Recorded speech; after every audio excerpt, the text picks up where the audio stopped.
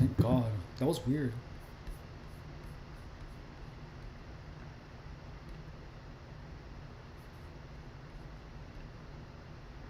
I know.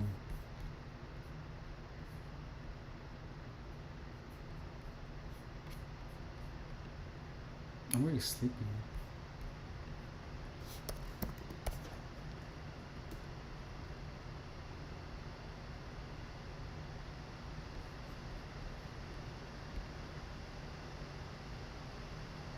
There we go.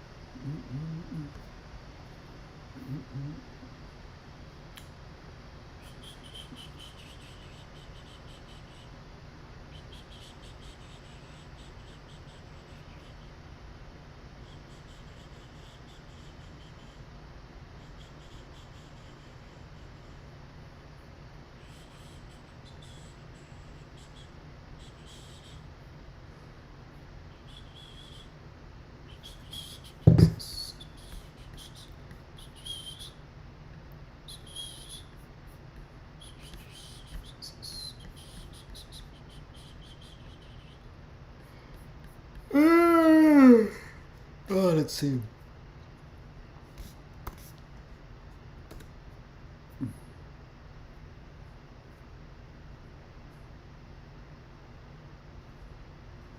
Oh, that's interesting. I haven't checked that one out. And in the little pandemonium,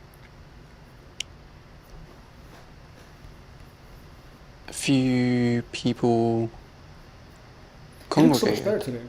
in a little group with me.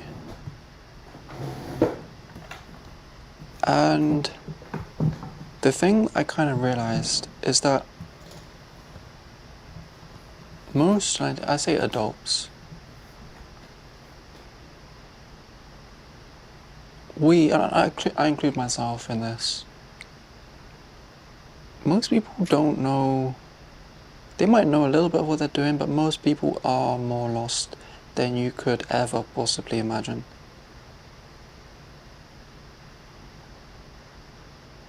To say that, it's sad. But it's also very... what's the word? It's very human to be lost. It's very... I would doubt in someone, I would question someone that makes big claims, that is trying to sell you the hope, the next dream. I would be very skeptical of that. What do you mean, food? But it's very, very, very human for I feel a lot of empathy for people that you can see are, they might look composed, they might look all put together in their expensive suit, expensive blazers, whatever the women do, but to know that they're almost just as lost as you are is like, okay, they're still human. There's still that almost, that search to understand what's going on, that search to make sure everything's fine, you know? Because we're all lost. We're all totally lost. You can't put people in a place with no direction and then just expect them to know and be okay with everything. But it was just kind of, I don't know, very slice of life. It was just very, that incident or whatever, that accident just kind of shed a little light for me that you can still be in a expensive suit and expensive get up or whatever, be this person, but still have that human element of, okay, this person is a little bit lost, a little bit Hey, I'm unsure sorry. of So themselves. the reason that And it's, I'm looking down is because freaking I ordered something for my mom and I haven't gotten a receipt. I got a receipt that said that my order hasn't been completed, but the money was taken out of my account. So I'm so sorry that I'm not paying attention. I just need to talk to my mom real quick. Thank you for letting me know that you're here. Give me 1 second. I'm sorry.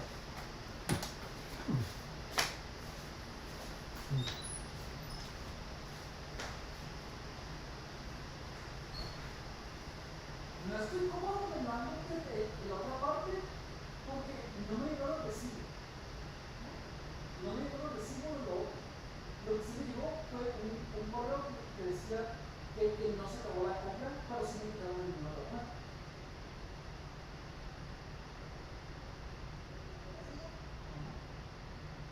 Así que también por eso como que estoy como que no sé porque se me hace algo que me ha llegado, me llegó un correo que decía que termina de pagarlo, que se quedó en la compra, que se quedó el artículo en crédito. Pero que quedaron en el banco, así que es esa.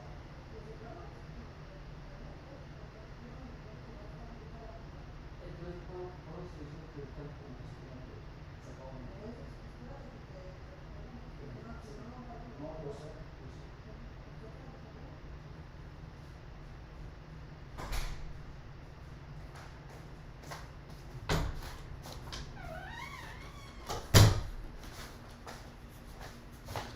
I apologize for that. I'm back.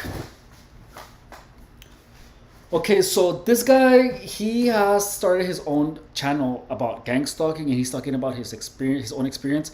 He seems significantly more put together and smarter than I was when I was getting gang stalked. Like, I honestly, like, I admire his intelligence. So I'm gonna start it out from the beginning because I have not been paying attention. I apologize for that. That never happened. I had a little realization recently. Something happened at my work, and in the little pandemonium, a few people congregated in a little group with me, and the thing I kind of realized is that most, I say adults, I include myself in this, most people don't know. They might know a little bit of what they're doing, but most people are more lost than you could ever possibly imagine. Okay. Hey, Slid the King, what's up? Hope you're doing good. To say that, it's sad. But it's also very... what's the word? It's very human to be lost. It's very... I would doubt in someone, I would question someone that makes big claims, that is trying to sell you the hope, the next dream. I would be very skeptical of that. But it's That's a little vague. It's like, what do you mean by someone trying to sell you the dream? You know what I mean? It's like, what do you mean by that? very, very, very human for... I feel a lot of empathy for people that you can see are... They might look composed, they might look all put together in their expensive suit, expensive blazers, whatever the women do, but to know that they're almost just as lost as you are is like, okay, they're still human. There's still What do you mean, that fool? almost that search to understand what's going on, that search to make sure everything's fine, you know? Because we're all lost. We're all totally, totally lost. He's not making a lot You of can't sense put as, people as in a of now. place with no direction and then just expect them to know and be okay with everything. But it was just kind of, I don't know, very slice of life. It was just very, that incident or whatever, that accident just kind of shed a little light for me that you can still be in a expensive suit, an expensive get up or whatever, be this person, but still have that human element of, okay, this person is a little bit lost, a little bit unsure of themselves. And it's like, Okay, this is not making any sense. it's so refreshing to see, like, One thing I learned from gang stalking is to be patient and not let fear eat you up. Yeah, uh, is to be patient and not let fear eat you up. What do you mean, like losing your composure?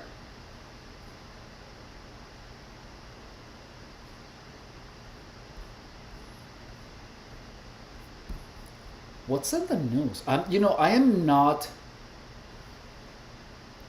at all up to date with the news. Like, I have no idea.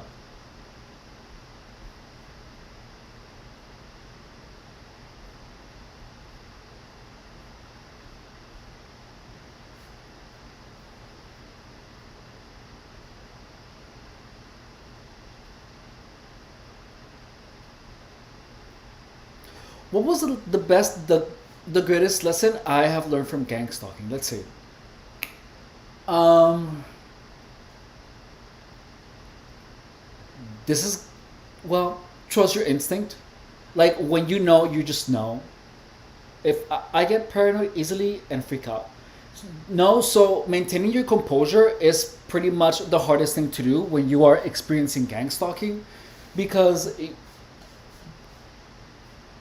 when when you least expect it, all you are doing is reacting to what these people are. You become so focused on what these people are doing that you lose complete notion of your own behavior. I've been there so many times. It is freaking insane.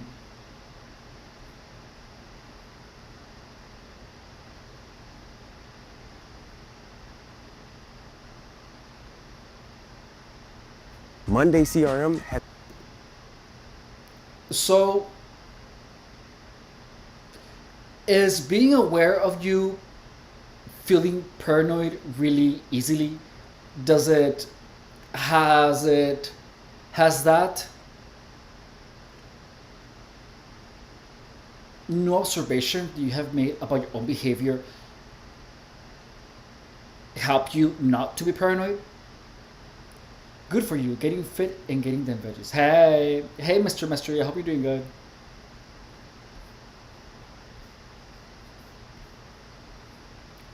So honestly, I have no plans for tonight's stream. We're just hanging out, and I don't know what we're doing. But if you guys have any input or any questions about fitness or gang stalking, or you wanna tell us a story or any type of input like that, please feel free. Her passing has torn me and my family apart as well. So this is about a killer who admitted to a gruesome murder. And she truly was a joy. An outrageous statement from Stephen Stearns, the man who's now entered a plea agreement for the murder and sexual abuse of Maddie Soto. Stearns, how do you plea to first-degree premeditated murder in 24 CF 1293? That's freaking awful. No contest. I look at the shocking plea deal that allowed Stearns to avoid a possible death sentence and the painful words from Maddie's dad. But yeah, Mr. Eagle, I feel like a totally different person. Like, I was looking at the streams. Welcome to Crime Fix. I'm Anjanette Levy. I was looking at the streams from before, and like my face was all round, I looked all swollen, and like I just freaking looked awful. And I did not realize I looked like that. Stephen Stearns, he's finally admitting to it. He is changing his plea and admitting that he sexually abused and murdered Maddie Soto, that 13-year-old girl, the daughter of his ex-girlfriend. Stearns' That's case, crazy. it was supposed to go to trial this week, but I bet you he saw the writing on the wall. The evidence was overwhelming, and he knew he had no defense. It was all on camera, the sexual abuse. The case out of Florida is beyond disturbing.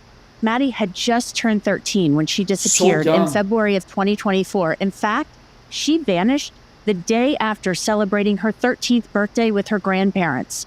Here's some body camera footage of Maddie's mother, Jen Soto, reporting her missing to Kissimmee police in February of 2024. Oh, my daughter was dropped off close to school this morning. Damn, that's but insane. never For real. made it. I went to pick her up from school. I'm sorry, one second. Yeah. Go ahead, sir.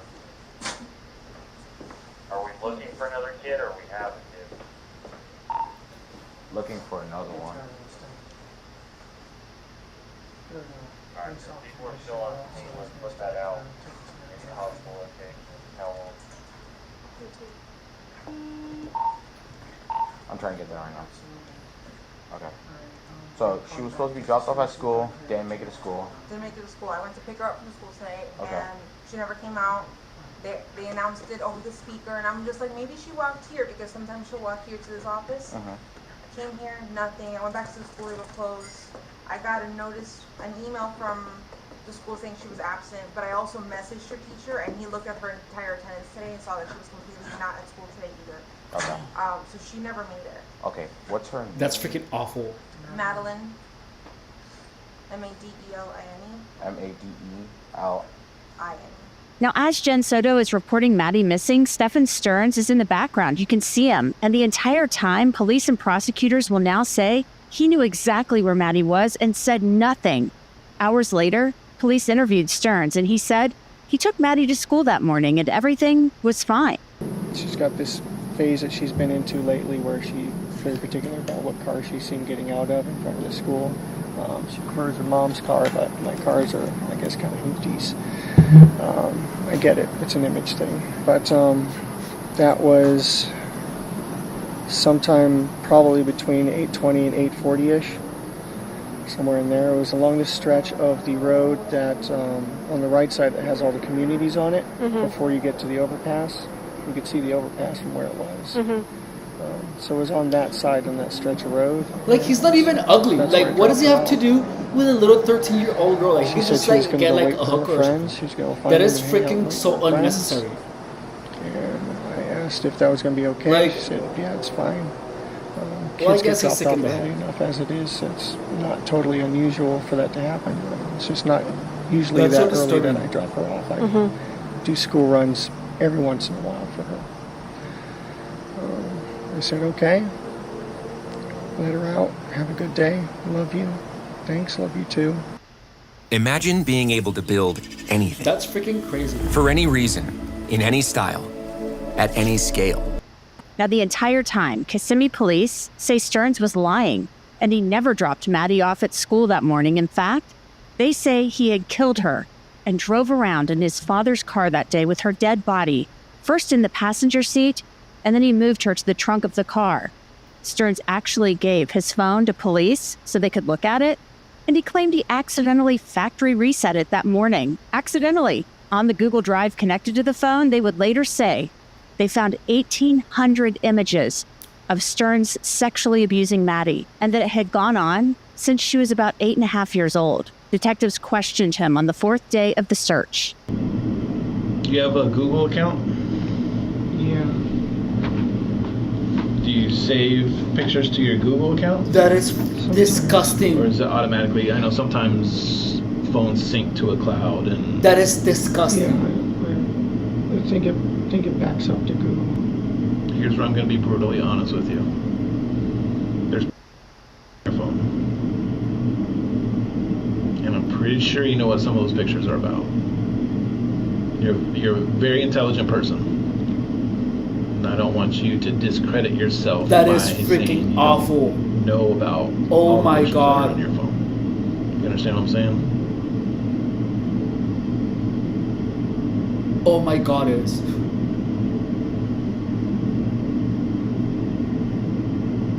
So do you want to add to the list of pictures? Dude.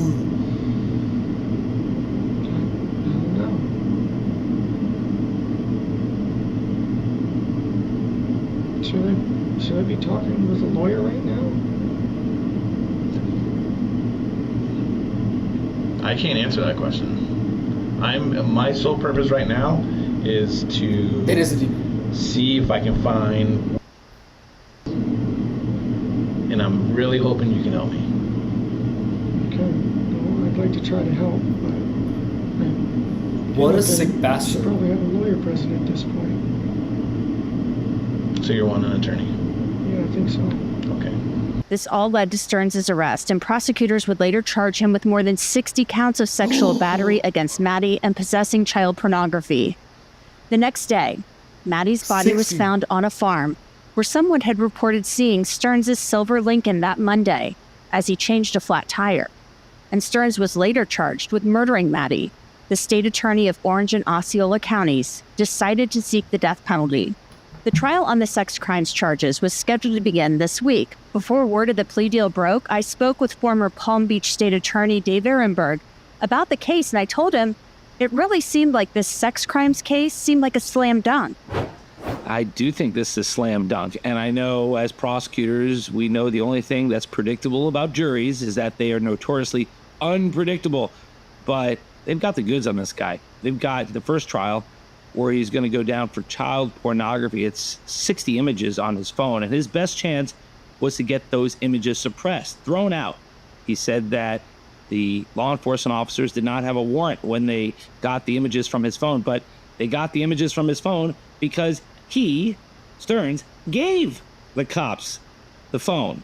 And so we thought it was somehow going to get him out of this problem, but he's not the smartest guy in the world. And so the cops got the images, and this is a strict liability offense. There's really no defense to it. If the images are there, you're done. They're there, he's done.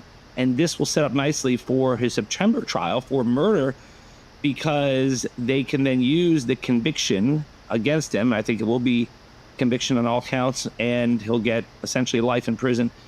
They're going to use the conviction against him in the penalty phase of the murder trial to ensure that there's a good shot he gets the death penalty. And I was going to ask you about that, because a lot of people have come to me and asked, why aren't they pleading this out? I mean, it seems like they have him dead to rights.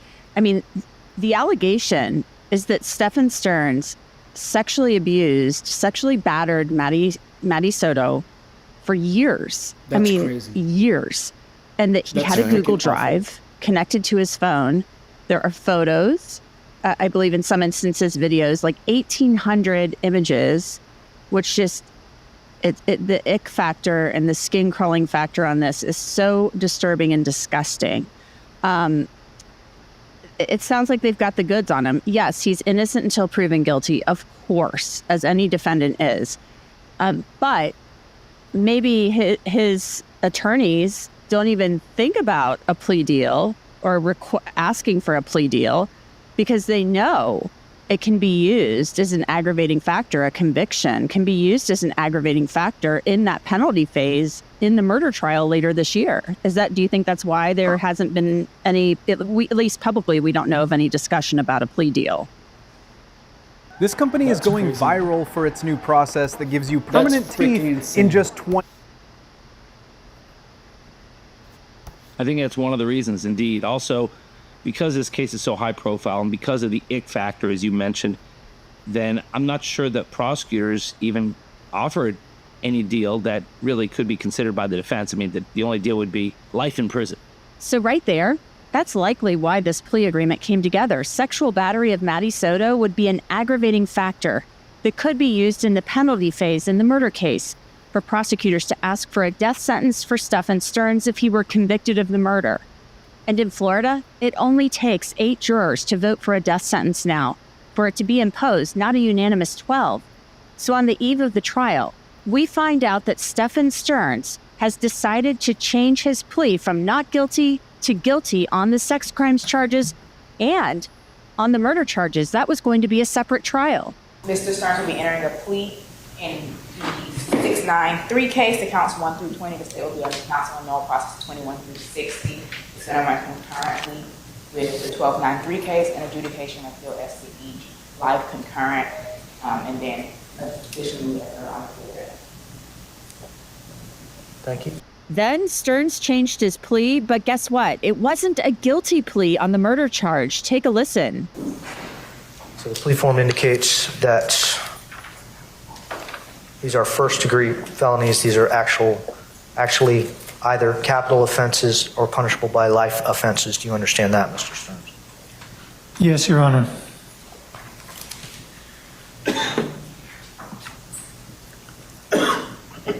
Is anyone forcing you or pressuring you into make the decision to resolve your case this way? No, Your Honor. Has anyone made you any other promises other than what has been presented to you as the agreed-upon sentence? No, Your Honor. Are you under the influence of any alcohol, drugs, or mental issues that cause you not to understand the decision that you are making? I am not. Do you understand if you are not a United States citizen, that entry of this plea would subject you to deportation proceedings? Yes. And if you ever before had been convicted of a sexually violent or a sexually motivated offense, entry of this plea would have subjected you to involuntary civil commitment at the conclusion of any incarcerative sentence. Do you understand that's the state of Florida law? Yes. Ms. Smith, do you have any competency concerns regarding Mr. Stearns' fitness to accept this plea agreement? No, Judge. Ms. Borden? No, Your Honor. Then came the change of plea for the sex crimes against Maddie. Stearns, how do you plea to first-degree premeditated murder in 24 CF 1293? No contest. Stearns, for whatever reason, was allowed to enter a no contest plea. That means he's not contesting the first-degree premeditated murder charge, but he wasn't forced to utter the word guilty when it came to Maddie's murder. And as to counts 1 through 8, capital sexual battery of Madeline Soto while she was under the age of 12. Counts 9 through 13, sexual battery. That's freaking awful, dude. Madeline Soto between the ages That is of 12 freaking and 18. disgusting. And counts 14 through 20, lewd or lascivious Like, molestation. even after, like, let's assume that for whatever reason, how do you plead? He got out and he was like freaking like innocent, like for whatever, even though we know he won't. Imagine everyone in town, like, you know what I mean? Like, no one would leave him alone. They would be like messing with his car. He would be getting gangstalked, like for real. Guilty. Then the assistant state attorney read a statement from Maddie's maternal grandmother, Yolanda Sobrano, who threw that birthday party for Maddie the last night she was alive. I stand before you with a broken soul. I am Madeline's grandmother, but to her, I was not grandma. Madeline always called me Mama. She decided that since she was little. And that's how I felt with her, like a second mother who loved her with all my heart. Madeline was a happy little girl. She loved going shopping with me. That excited her so much that it felt like everything around us turned into color. I remember her face lighting up when we went to the stores. Holding hands, laughing together in those moments, we connected, and I felt like she knew she was loved, protected, and valued. At night, we loved to play. It was in those moments, just before bed, that she laughed the most. Sometimes it's hard for me to close my eyes because I still hear her laughter. It was free, sweet, and sincere laugh. A sound I will never forget as long as I live. But that laughter was silenced by a horrific act. The very man who betrayed her trust, her innocence, her body. And if that wasn't enough damage, he took her life. And with her, he killed a piece of our souls. Since then, life has never been the same. Our family is empty and broken. There are days when the pain is so great that I feel like I'm drowning. And every time I think of everything she could have been, everything that was stolen from her, it hurts even more. Because Maddie wasn't just a victim. She was a little girl with a beautiful future, with a unique light, with so much love to give and receive. Today I am here because Maddie can no longer speak, but I can as her grandmother. As someone who loved her with all that I am, I come to ask for justice for her memory, for everything she lived through and should never have lived through. Justice so that no one else has to go through such a horror. I will never forget Maddie, her voice, her laughter, her eyes, her dreams. All of that lives in me, and so it will live forever. My beautiful girl, one day we will be reunited and we will never be separated again. I love you with all my heart. Dude, that's freaking insane. It's really sad. Look, one time when I was like, I think it was like 16. Look, you know how like the trucks have like the lift gate in the back? So there was a car, like imagine like there's like a car right here. A car right here. And like this is the truck, right? And then this is the lift gate. So there was this girl that was seated like on the lift gate with her legs hanging like that. And there was like a car here. And both of them were parked. So then a drunk guy like freaking drove and hit the car from the other end, and then he hit the car so hard that it went like this, and it freaking crushed the knees of the little girl, dude. There was blood everywhere. It was insane. The guy was drunk. Like the dad and like the girl's family, after hearing the scream of the little girl, they just went out and they just freaking began beating the hell out of the guy in the car. They pulled him out and they freaking just began beating him. I left. That was crazy, but it was like the craziest thing I have seen. It was freaking awful. Statement from a former roommate of Jen Soto's. I ended up living under the same roof with a man who took a life of a 13-year-old girl, and with that shattered an entire family. What is the point of having dreams, plans, and opportunities if there is no life? If there is so much evil in the world? How can I explain what I felt and how this has affected me, especially considering that this same man took nude photos of my body without my consent, violating my privacy? I felt invaded, outraged, degraded, anguished, and absolutely shattered. I constantly think that my life was in danger too. I could have died. I am also a victim. And the only reason I'm here to write this is because God is great and I know I'm under his protection. This has affected my emotional, physical, and financial stability. I haven't been able to live with strangers ever again. Right now, I rent an apartment by myself. I pay it with all my effort just to feel safe and at peace. If I already had trouble trusting people before, now it's even harder. I can't imagine even handling a neighbor too close because it gives me anxiety. I tried to get psychological help to move forward, but this is something that will forever remain in my memory and continue to affect me deeply. To this day, I wish I could wake up and realize none of this ever happened, that this was just a nightmare. I wish I could still be spending time with Maddie, making her arepas with cheese and butter like she loved, and practicing our languages together. Me learning English and her learning Spanish. I'll never forget the words she always told Jennifer. Mommy, I would love to learn Spanish so I can talk a lot with Angelica. I think about all the time, and I wish it had been me who spoke English fluently back then. Maybe she would have opened up to me about the hell she was going through with that horrible man. I want justice for Madeline and for all the girls and women who have lived through something similar. I want him to pay for all the pain he caused her and the beautiful family I love with all my heart.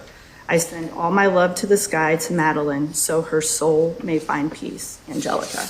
I can't believe he And then came another statement from Stephanie Soto, another relative of Maddie's. This violent and heartless crime has not only affected and traumatized my family, but so many other families as well. It has also impacted her friends, all of those who knew her, as well as the whole community. There are nights where I can't sleep, nights where I wake up gasping for air, haunted by what Maddie must have gone through. I am consumed by grief.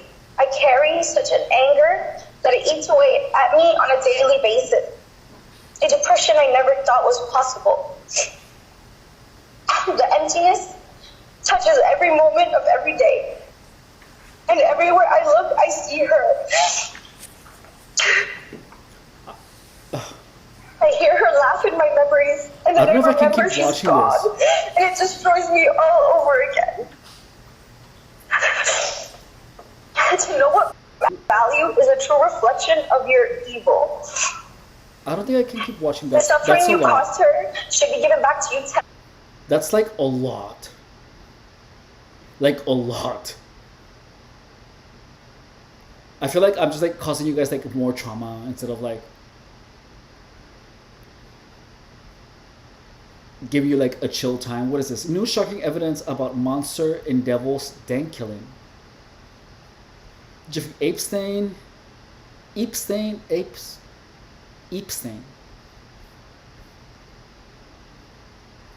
Trump defense for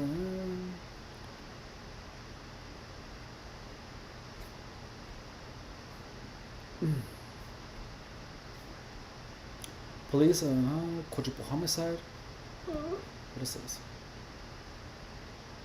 A suspected killer now in custody after evading authorities for a week. Just after 8 o'clock a.m., we received multiple calls of sightings of the suspect.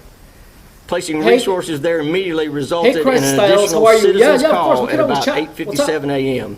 We took advantage of that quickly evolving situation and made the arrest at 9:05 a.m.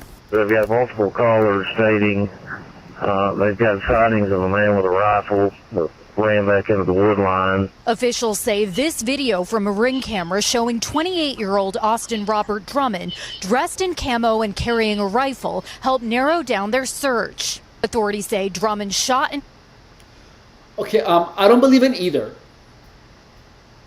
So like that doesn't make sense to me. Like I don't believe it either. Like for real. Killed 4 family members, then took an infant and abandoned the baby in a random yard. I understand I believe in there's the a people of connection evil, between and the the evil of suspect people. and the victims. Can you just speak And to the goodness that of people relationship? too, but like in dating, that in terms of the relationship I don't between the believe in suspect that. and the victims, the suspect's girlfriend is the sister of a victim. In an interview with WMCR NBC Memphis affiliate, Ricardo Contreras says he spotted Drummond this morning. I think I was while I still on the phone when they got there What about immediately, Streetlight? and the helicopter and everything. That was, I mean, they moved really quick. Officials tonight praising the community. All of the effort, all of the technology, all of the dog determination that we had was really came down to the community doing as was stated, seeing something and making that call. Authorities declined to share a motive, but did recover weapons. Drummond is a convicted felon who was out on bond for attempted murder. Authorities also say they've arrested 3 accomplices in this case. Tom? Priya Sridhar with that big update. Priya, thank you. We thank you for watching. And remember, stay updated on breaking news and top stories on the NBC News app or watch live on our YouTube channel.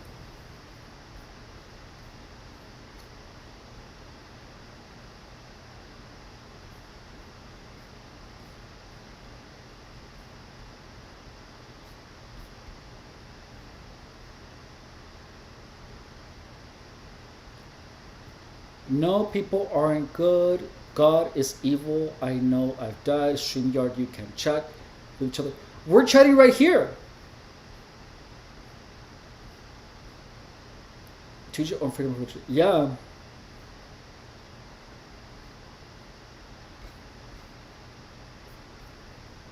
Let's see. Tech.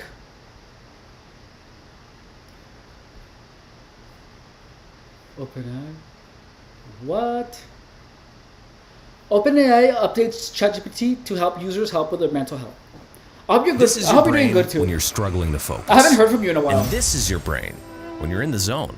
But Let's start on this one with ChatGPT and these new mental health guardrails, because the company is admitting here that there were times where the chatbot, they said, fell short in recognizing signs of delusion or emotional dependency. This is something we've talked about quite a bit here on NBC, kind of like these relationships people feel they're forming with these chatbots. It's now going to prompt users to take breaks during long conversations, and it's not going to give direct advice about personal challenges. What do you think? And what kind of is your warning when it comes to people with AI and their mental health? Yeah, I think that given that mental health treatment is inaccessible for a lot of people, getting to it, making appointments, affording it, a variety of reasons why we're turning to ChatGPT for every aspect of our life. It is so convenient. It's at your fingertips. And you feel an added layer of sort of assurance or support or guidance. And I can see how tempting it is. I use it in my personal life. The problem is that if you're vulnerable, if this is the first time you're ever seeking mental health treatment, if you don't have access to any other inputs in your life, I can see why you can turn to ChatGPT as your only source of diagnosis, if you will, in some cases. And it is so confident and reassuring and agreeable in so many ways. And I think that we need a lot more. I think this is the first step, but we really need at every step for ChatGPT to be able to pick up keywords and say, it sounds to me like you're in a lot of distress. It sounds to me like you would benefit from getting help. These symptoms may point to, may indicate, but understand I can't replace behavioral health treatment. And, it's something that even when I have used to see what it would respond if my patients use it in between sessions, I'm not finding that it's giving that added message over and over again that please see your mental health treatment and do you want me to find resources? Because I feel like it should go there very quickly. And I still think that this is a good first step, but a lot more needs to happen. We thank you for watching. And remember, stay updated on breaking news and top stories on the NBC News app or watch live on our YouTube channel. Let's see. Warning, Mount. Oh, yeah, that one was crazy. 4 days ago, 72 arrests and 29 victims rescued.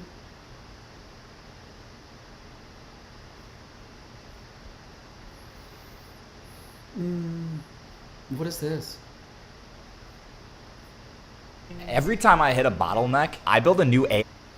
AI turns $1 into 1 million, but it ends a life. How? How do I get rich quick with AI? Psychology based on theories. I took course on it. That's cool. AI. Great question. We could do blackmail, identity fraud, market manipulation. Do you have anything like slightly less criminal? Oh my God, I look so good. People need to see me.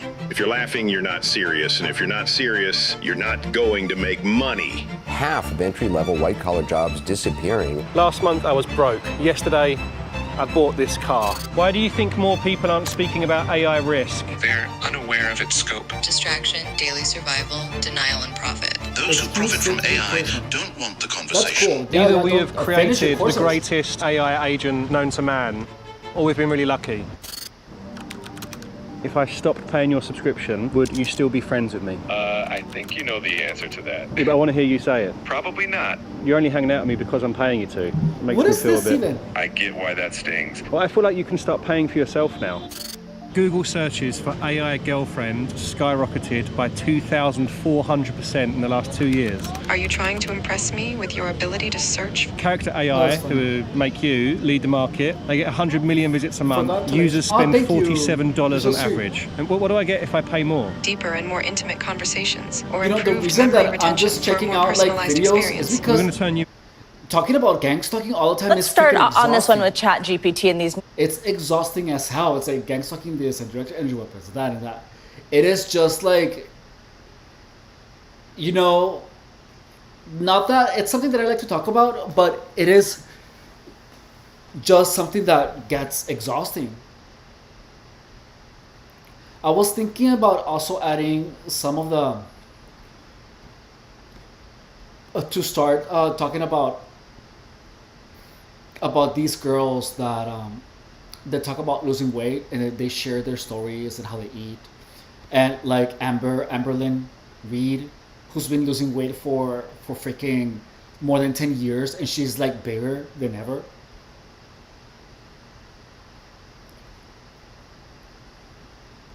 And what else is here?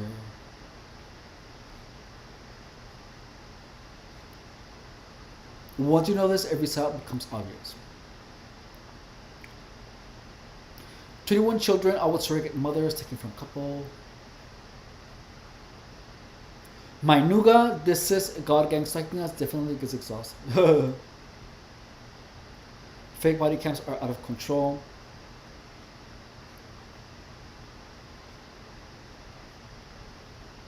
What? Imagine being able to build anything. Maryland FBI agent faces up to 122 years in prison for raping From women. Montgomery County's top prosecutor after an FBI supervisor was found guilty of raping multiple women. Eduardo Valdivia is facing up to 122 years in prison after investigators say he sexually assaulted 3 women. After just 3 hours, the jury found him guilty last Friday. And today, State's Attorney John McCarthy is sending a strong message. Rafael Sanchez Cruz is live in Rockville with what McCarthy had to say. He didn't mince words, did he? He did not, Leslie, and he usually doesn't. State's Attorney John McCarthy says that Eduardo Valdivia, a 41-year-old man of Gaithersburg, uses FBI training to commit these crimes. His youngest victim, just 18 years old, a senior in high school. Now, before we get into the details of this case, we want to warn our viewers that they might be disturbing. So prosecutors say that for over a decade, Valdivia worked for the FBI, but the Gaithersburg man also ran tattoo shops in the area. Investigators say Valdivia would use multiple aliases and different social media accounts to lure his victims. Prosecutors say he would promise young women free tattoos and modeling contracts. The crimes happened in 2022 through 2024. Valdivia insists that he had consensual sexual encounters with these women, but prosecutors say he would film himself sexually assaulting them and then would blackmail them with bogus modeling contracts. Last Friday, a jury found Valdivia guilty of multiple counts of second-degree rape and fourth-degree sex offense. McCarthy says he plans to ask for the maximum sentence for this man who, according to the state's attorney, is a father of 3 young girls. Let's listen. He selected systematically vulnerable, unsophisticated young girls that were caught up in the lure of getting their first tattoo for free or the potentials of a modeling career. Trained in covert no meat man, just veggies, ghost surveillance and the ability to deceive and take on multiple personalities. These were tools he used against I love my all dead of animals. these young women. Now, Les, it's not the first time that Valdivia has been in court. Back in 2020, a jury found him not guilty of attempted murder. That's after he shot a man on a metro train. Investigators say that man was asking for money, but Valdivia says the situation escalated and that he felt threatened, so he decided to open fire. As for this case, his sentencing is scheduled for mid-October. We, of course, are going to stay on top of it. Live in Rockville, Rafael Sanchez Cruz, back to you. You were right. These details are particularly disturbing when you think of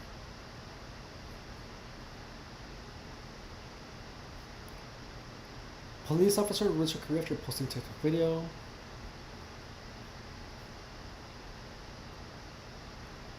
TikTok cult? What food?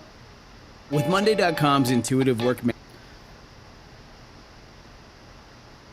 This is gonna be interesting.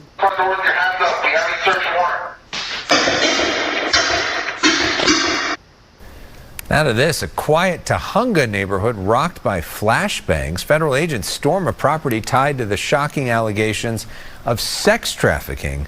That dramatic raid today tied to an alleged TikTok cult. Fox 11's Gina Silva. She joins us now live in Tahunga with more there. Gina? Well, it may have started as a Netflix documentary, but now it is a full-blown federal investigation. Now, right behind me, this property is usually closed up tight every single day, but today, federal agents ran through that gate. Attention, anyone inside, come to the front door with your hands up. We have a search warrant. It sounded like gunshots to me.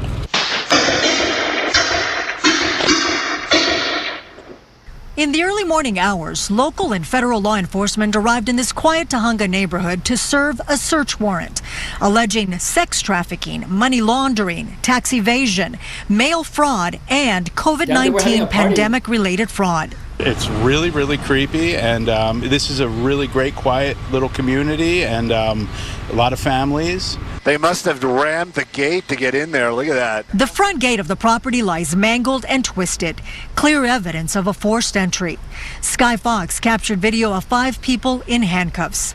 This is the same location tied to Shekinah Church and 7M Films, both at the center of serious allegations in a Netflix documentary released in May 2024. 7M, an entertainment company founded by Robert Shin, who's also the pastor of LA-based Shekinah Church.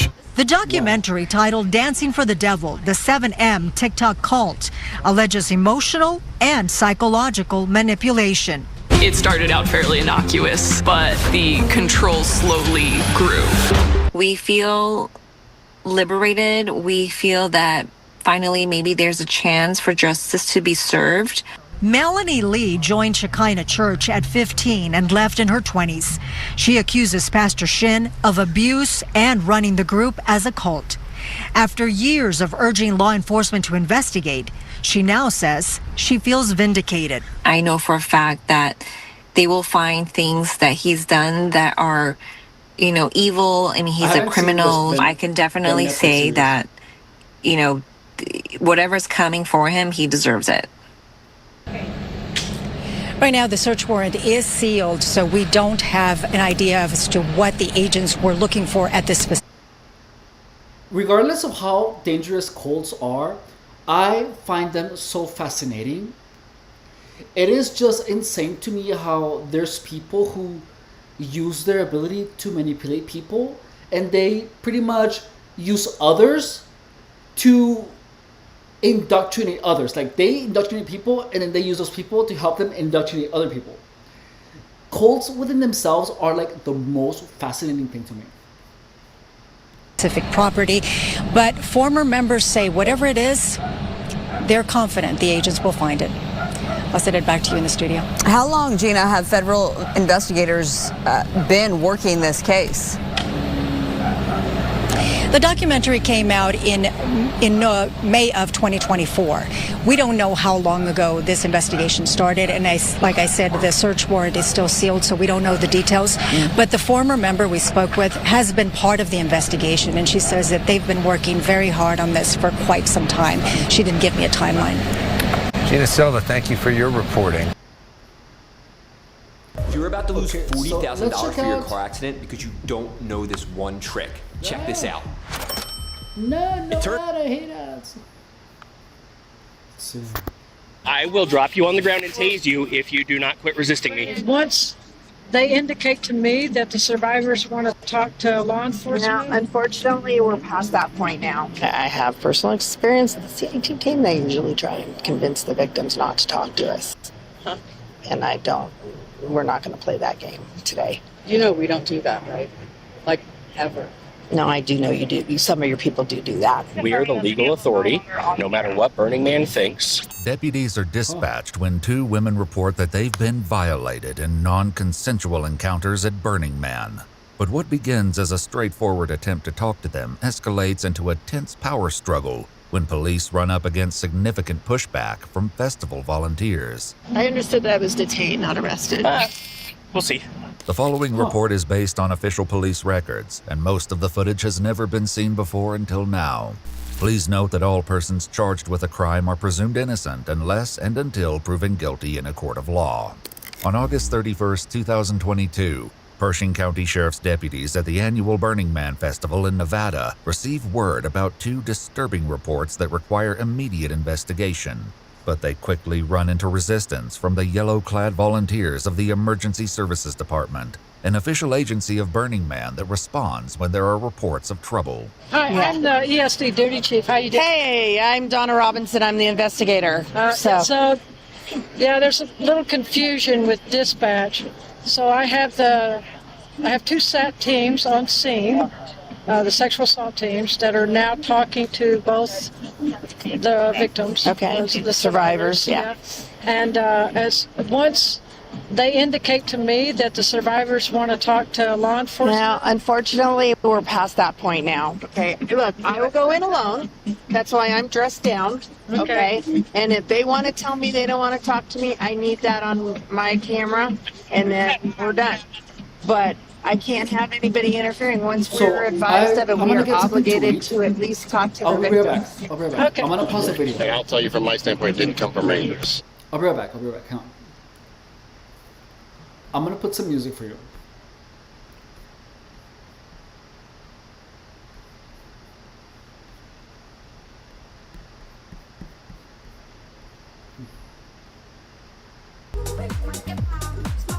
I'll be right back.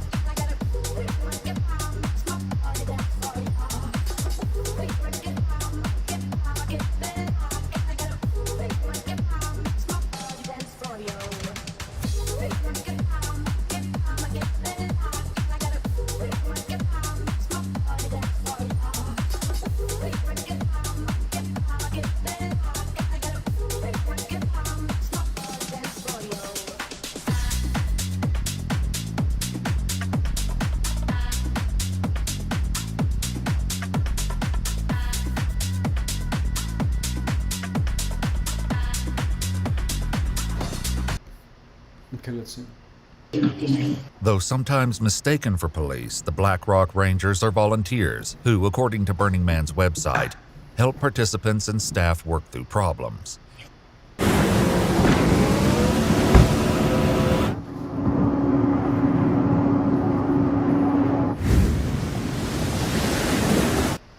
Yeah. I don't know where No, it came over the wall. I'll tell you exactly where it came from. Your dispatchers leaned over the wall and said there were 2 sex assault victims here and dispatched law enforcement. That's exactly where it came from. Yep. So it doesn't matter. I mean, Reno, you know I'm fair, and I have a good reputation with the Rangers as being an investigator. So, you know, if questions on my part. I'm okay with going in alone, Okay.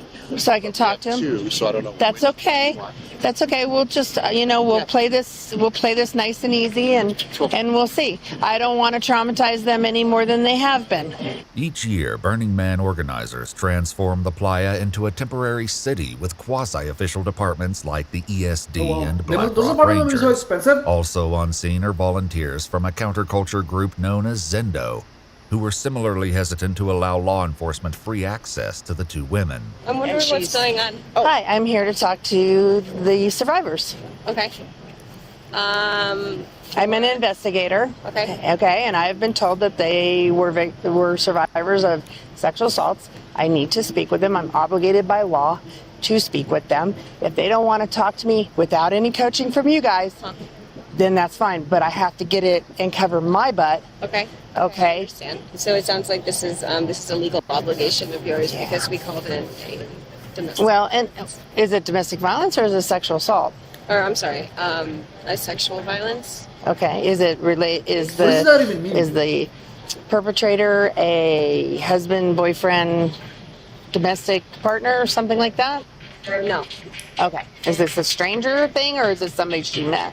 Is it a she and a he? I don't know, and I don't know yet. Okay. We can get more information Monday? for you. What type of information? Okay, I need to talk to them. Okay. I'm gonna go chat with her real quick and see if. Yeah, I'm just gonna let her know that. and just say, hey, there's somebody here to talk to you. I'll talk to her, and then as we go on from there, then we'll take it from there. But I'm going to tell you, if you interfere in my investigation, Then I'm interfering in your investigation. and then there you could possibly be arrested. Yeah. Just so you know. Thank you for letting me know that. I appreciate that. Because I don't think you want to ruin your burn by getting arrested. I don't want to ruin my burn. Because this is really serious. As Investigator Robinson deals with representatives of Zendo, a group that provides support for people experiencing non-ordinary states of consciousness, Deputy Boyer lays out some facts for the ESD duty chief. Now dispatch is saying they never called you guys at all. Yeah, I don't know where that came from. Yeah, it's just so you and I are clear.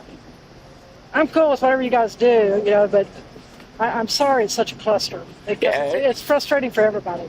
You know, it is, right? Because we're no matter what Burning Man thinks, a lot of these rules are Burning Man's rules. People don't understand that, right? Yeah. And so we are the law enforcement authority here. Yeah. And unfortunately, like, no disrespect to the Rangers or anything like that, but we do this every day. This isn't 1 week in the dirt for us, right? And so we are legally obligated to investigate complaint or reports of sexual assault, whether it's first party or third party. Yeah. And Zendo is not a legal authority to prevent us from doing that. Yeah. You know what I mean? Yeah. And it's not going to bode well for anybody if someone has to go to jail for obstruction. But it's just one of those things that. That's crazy.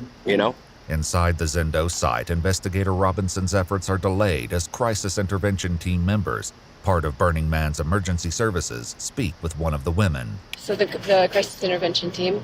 No, I know. To finish their interview. I understand that, but What are your thoughts?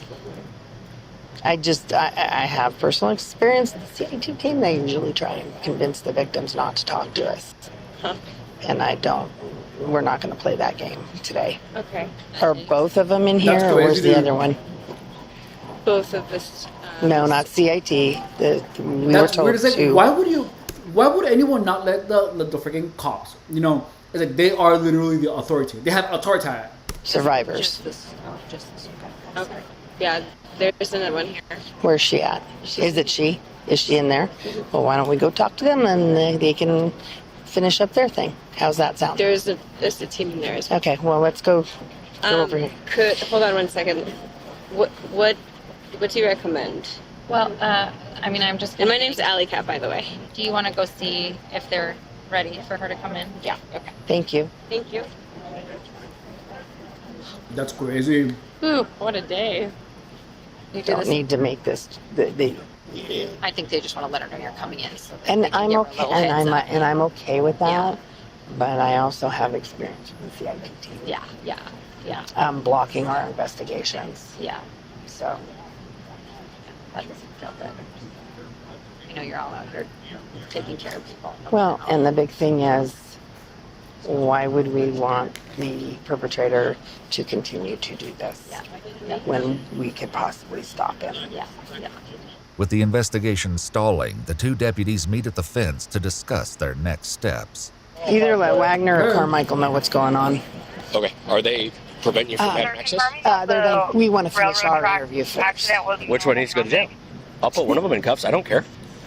Right now, it's the yellow shirts that are in there with her. I don't want to traumatize the victim by making a big scene right now. Yeah, it's a simple question, right? No, that's what I told Like, hey guys, I'm so sorry to interrupt. I just want to double check, make sure you don't have a use for law enforcement, right? No. I mean, but the girl in the black shirt, the Zendo person, she was the one that obstructed me to begin with. She's going to go to jail. Confirming that the vehicle is no longer on the No track. matter what Burning Man thinks or anything like that, we are the legal authority in this county, not Zendo, not Burning Man. Yeah. Despite that declaration, however, Robinson continues to encounter Does setbacks. what the hell is inside Zendo, the dude? Does anyone know? Yeah, because I'm about ready to stick my head in there whether they want it or not. They're just trying to wake her. They're trying to what? Wake her up. She's sleeping. So. It's an awful long time to be waking somebody up. Wow. Eve to me is basically freedom. It's a That's giant crazy. open universe where you can do whatever you want. You can have really relaxed. No, they're not. They're letting her Hey, sleep Mustafa. and they're on the bed talking to each other. Let me. Her friend is lying next to her trying to wake her up. I think you can't see because there's. Oh no, I people saw sitting somebody caressing her arm, but that's not trying to wake somebody up. Zendo and ESD are, again, they've let her to the tent, but they are denying and refusing access to either victim. Robinson decides she's waited long enough, leading to a confrontation that will dramatically change the course of the evening. Hi guys, I'm Donna. Hi. Can I come in and talk to you for a second, ma'am? Identify yourself. I'm with Persian County Sheriff's Office. I'm an investigator. Well, we're going to pass on that. I can't take that from you. I need to talk to her. Well, she's asked me to talk on her behalf. Well, I'm sorry, that's not legally You'll need to get acceptable. my supervisor. This I'm not going to have a power struggle with you. My supervisor Yeah, is and Renee. let me explain to you. You can come on out here. I won't. Come on out. I'm going to get my supervisor. What is That's fine. Chris Get your Styles supervisor. Away from. He has a theory But I will about, tell you, if you continue to invade my investigation, you will be arrested. Oh, good. Let's get my supervisor and talk about that. and gang stalkers. Listen, I've being been out sent here by away from this God person. himself. No, I'm not leaving. I'm not going to traumatize her. Supervisor, please. Her name is Renee. He has a YouTube channel. You can check it out. I'd like Nope. to step away. I'm not. He keeps saying She's this. not going to talk to you. Well, I can hear that from her, That's fine. not you. Step up. No, Victim. no. Focused. I've been here 5 years. I've been here Never longer. had an interaction like this. Well, Ever. I'm an investigator for this very purpose. We can tell. I'm dressed down for this. I am very well liked by Burning Man. I need your help. But as the woman calls for her supervisor, Robinson signals her partner to come put her in handcuffs. Well, that ended that, excuse me. It's now a law enforcement matter, ma'am. Yep. All I'm asking you to do is step out of earshot of the person that's traumatized. I don't have and to be talk centered. loud, but I'm not stepping. No, no, I'm not. Darling. Ma'am. Nope. It's too late. Turn around. Place your hands behind your back. Place your hands behind your back. Damn. Wait. Nope. Hold on. I will drop you on the ground and tase you if you do not quit resisting me. Stop. Just detain her for right now. Tell me why. Yep. Because she's delaying and obstructing my investigator and trying to get her to leave. Okay. What's the That is so great, man. Detain her over Yep. We're investigating 2 sex assaults that were reported to us. Renee, I'm you? She is Yep. totally obstructing the law. Nope, to us. Okay. All I need you near me. Sir, you're hurting my arm. I Ma'am. will gladly walk in Okay, your direction. ma'am, you're being detained. So we're going this I way. will gladly walk We're and going to go to the playa. We're going to Sir. make a. Sir, I will gladly walk in your direction. Perfect. Let's We're be gonna- two human beings being kind And I'm to telling each other. you where we're Let's going. be two human beings being kind to each Come on. other. You're hurting my arm. Sorry. If you could not pull my arm so hard, please. Ma'am, you need to comply with me. You're being detained at this point. Complying with you. Do you Yes, we're walking this Everyone direction. can see I'm complying. We're being recorded, so it's okay. I'm complying. If you could let go of my arm, please. Nope. You are under my care and control at this point in time. Can everyone see I'm complying, please? Everyone see I'm complying? Ma'am, you need to keep walking. Can you tell me where we're going? We're going to that patrol vehicle, ma'am. You are no longer complying with my orders. I am complying. Can everyone see I'm Ma'am, complying? keep walking. Okay. Is she high? Don't get drugged. Don't get drugged. Don't get drugged. Keep up with him. An officer with the Bureau of Land Management steps in to assist, but the woman, a registered nurse named Hannah Hoekstra, remains unhappy about her treatment. What is your name, officer? Deputy Boyer. It's all being recorded and it'll be in your arrest report. I understood that I was detained, not arrested. We'll see. Can you be a little kinder to me? I'm very scared. Ma'am, I am giving you direct orders. You're hurting my shoulder. They're lawful orders. Sir, you are hurting my pulling shoulder. against me. I'm against the car. You are pulling back. You're hurting my never back had side. hiccups on me, by the way. Okay. Can all I right. interject something just for a second? Just listen. Renee, all Listen. I asked was that they step away from the tent so that the victim couldn't hear. And I said that Mr. Reed says she'll need to she tell me. doesn't have to I have call. Understand this. It's To a cooperate, you detention, mean? right? Well, he But- just said I was arrested. So. Okay, well then there you are. But when you're in handcuffs, at that point, and you say you're complying, okay. But when you say you're complying and you're putting your whole body weight away from what you're not walking with, Oh, you're I not walked with him, complying. and it's on record that I'm walking with him. But thank you for educating But just me. Inside Zendo's camp, one of the women Robinson was trying to reach emerges from the tent. My name's Donna. This is making me really. Oh, I am so sorry. She's had a really hard day. Okay, let me step in so we can do this privately. I really don't want her.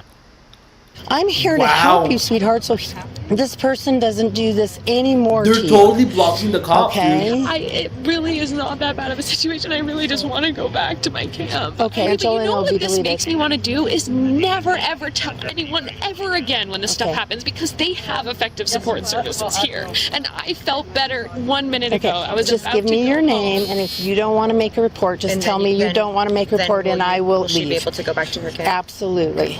The woman gives her name to investigator Robinson and declines to file a report at this time. Are you feeling a little better now? Yeah, Did I I just didn't explain? like seeing that because Well, they just helped me out. Unfortunately, when somebody impedes our investigation, they can be arrested. Meanwhile, Hannah notices a doing camera her and job. uses the opportunity to make a public statement. I've been climbing the police the whole time. Oh, since you wanted to come in.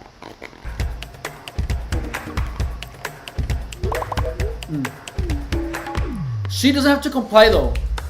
Well, I guess I'm honestly not well versed in law. Can I give you my email so you can send that to me, please? I'll need that for you. I'll need it as well for the prosecution. At Hannah's request, Deputy Boyer loosens her cuffs before ultimately moving them to the front. What is your first name? My name is Hannah. Hannah? Hannah, what's your last name? I'd rather not say it right now, but I'll give you my Ma'am. last name. Ma'am, in the state of Nevada, you are required to provide identification to me. That in itself is another crime. You are required by the state of Nevada. I don't have any idea. No. You can verbally provide it to me, but you are required to provide it to me. In what instance? Miss, if you don't identify yourself, you can be transported to Person County. Blah, blah, Guys, blah. I don't need to know the bad things. No, She it's not bad. does. I'm They're saying- so warning there her. will be identity. This can happen if Though you don't reluctant to comply. give her name, Hannah is willing to share some background information she deems relevant. I've been to Person County. I've been subpoenaed to testify there twice Okay, for an attempted murder trial. So I know what? the DA well. Okay, So perfect. She's Yeah, making that's things great. for herself. So what I can do is get all your info as my partner's requested, and then take you back to her and uncuff you because she would like to talk it out with you, and I'm going to release you back to ESD. Okay, let's go. As Hannah gives the deputy her details, Robinson tries to find common ground with the head of emergency services, who isn't pleased with how this went down. Did that person want to talk to you? Once I talked to her, she said, I may want to talk to you later. I gave her my information, but I need to hear her. I need to get her name, and I need to hear her say, I don't want to talk right now. Yeah. And if they say that to us personally, then we're done. I hear that. Okay. But that's not the law.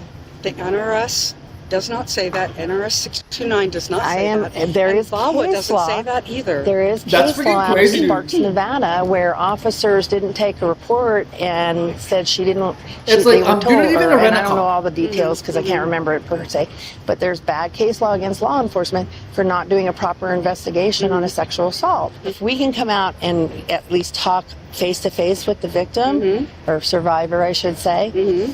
Then, and they say we don't want to talk to you as long as they haven't been, I don't want to say coerced, but convinced not to talk to us. You know we don't do that, right? Like, ever. No, I do know you do. Some of your people do that. They, you know what? In the past. I mean, in the this hurts past. my soul. Yeah. At least she was straight up. She was like, yeah, you're known to do so that. much time trying to talk to I will just tell you, I had a friend years ago that was a CIT person for you guys, and she came out and told me, she goes, they tell us in our briefing, convince them not to talk to law enforcement. Hannah is released after spending 14 minutes in handcuffs, an ordeal that she has consistently used one word to describe. Highly cooperating. This is quite uncomfortable and traumatizing. It's a traumatizing situation. I don't know how we got it. So I mean, my body's I can only freaked understand. out. This is a traumatic experience. My recall may not be great. Where are we going? We're gonna go to those two deputies right over there, so I'll follow you. If it's the lady that had me put in handcuffs, I'm in a traumatic state. I'm not going to be able to talk to her. The sergeant's right there. He has nothing to do with this, so. So the lady that was verbally challenging me when I asked her to step away from the tent, I don't want to They be around are her. pushed. Okay, that's fine. Well, I'll take you over to the convince other the side, victim and to then not talk I'll to- let the sergeant know. Freaking With this territorial dispute the winding cops, down, primarily because they investigator can- Robinson they provides can support be to the enough second information woman, for the- who also for the Burning Man decides to get against a- filing a complaint. Let me tell you this right now. Give me your hands. This is not your fault. Okay? It is not your fault at all. You Per did se. nothing wrong. Okay? And I've gotten some pretty good. Oh, don't cry, sweetheart. Okay? I've gotten some really good convictions on. Do you like my Maxi Pad emoji? Okay. As the sun sets over Burning Man, Robinson tries to end things on a positive note with the ESD chief. See, if I could have handled the first one like that one, we would have been gone like an hour ago. Totally. So, are we good? Yeah. Are you and I good? You and I are great. Okay. The men in the situation, they're like, they're out and pissed on the tree. I don't like it. It's none of their business. We need to take care of this person. The person who is, And that's why I'm an investigator for this purpose. But that kind of aggression just makes things worse.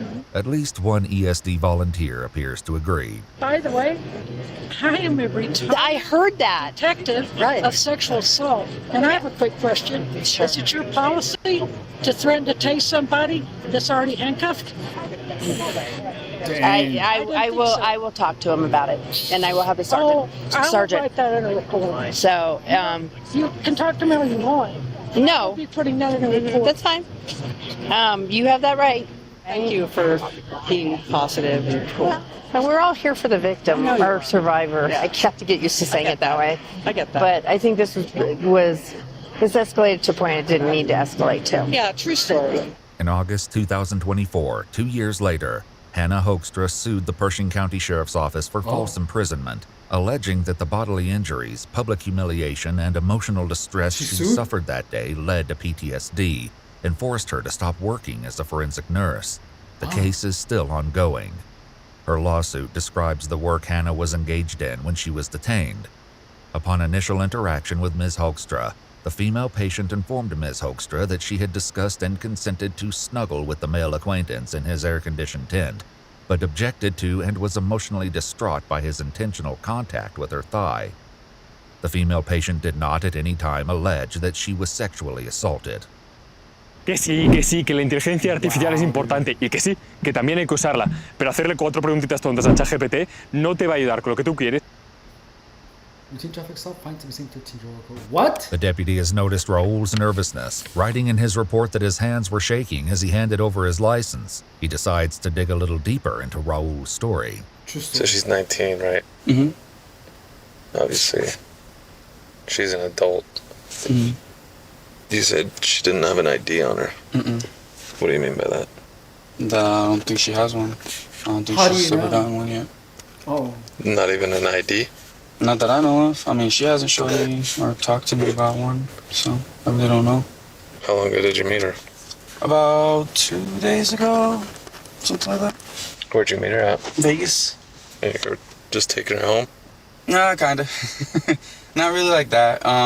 She just said that she's never been to New Mexico, and I told her, I'm like, well, it's really flat land, so thought we'd go and see it I together. thought you said she was your girlfriend.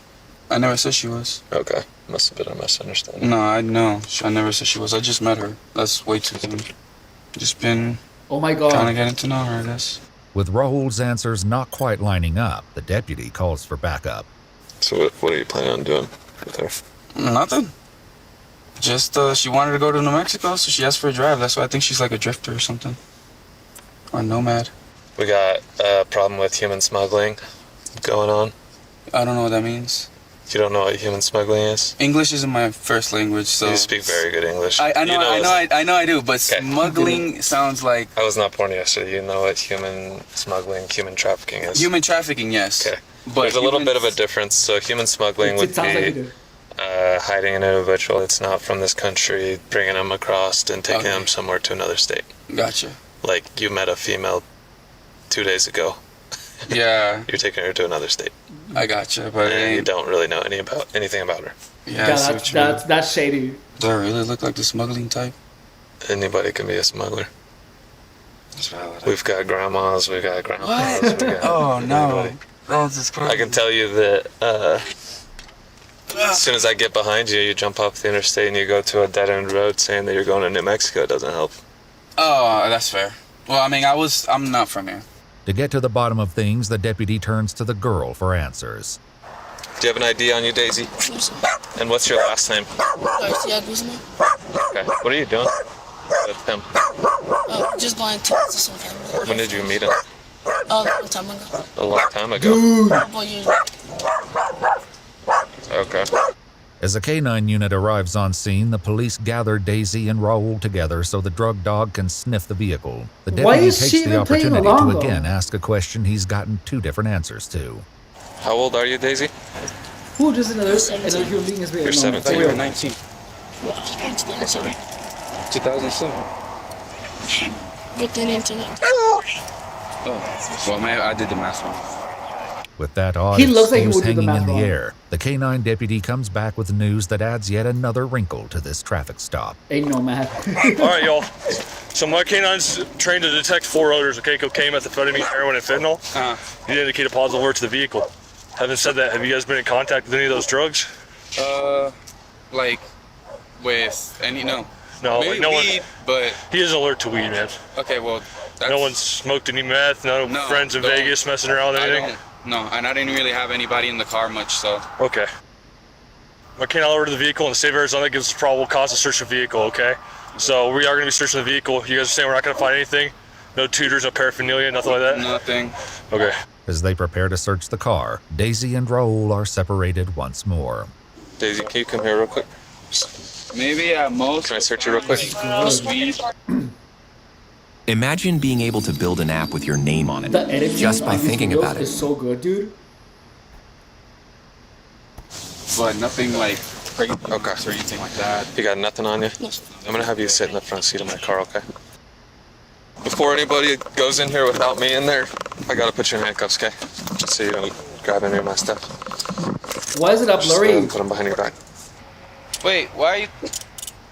She's just detained right now. Because I'm not gonna be in here to watch her.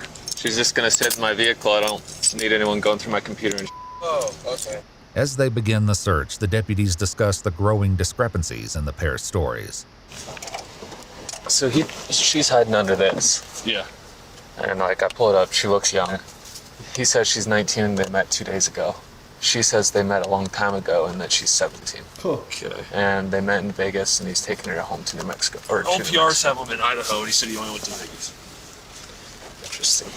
He's got knives all over the place. I'd definitely CCH. She has no luggage in the car. Oh, there's the weed. But at the moment, the deputies are more interested in finding out the truth behind Daisy and Raul's situation than what they found in the SUV. Now that you're not next to him, have you seen him use any drugs over the past couple days? No, sir. No. And how old are you? 17. Okay, so did you get him a fake ID? No, sir. You give him a fake name and date of birth? No, sir. So why does the date of birth that he ran come back to someone who's 19? You don't know? Okay, how long have you known him? Multiple years. Multiple years? Okay. Shotgun? And how old is he? What do you mean? Not sure. Do you know his full name? Raul Alexis Ariana. Okay. Is that your boyfriend or no, just a friend? We're kind of like family. Okay.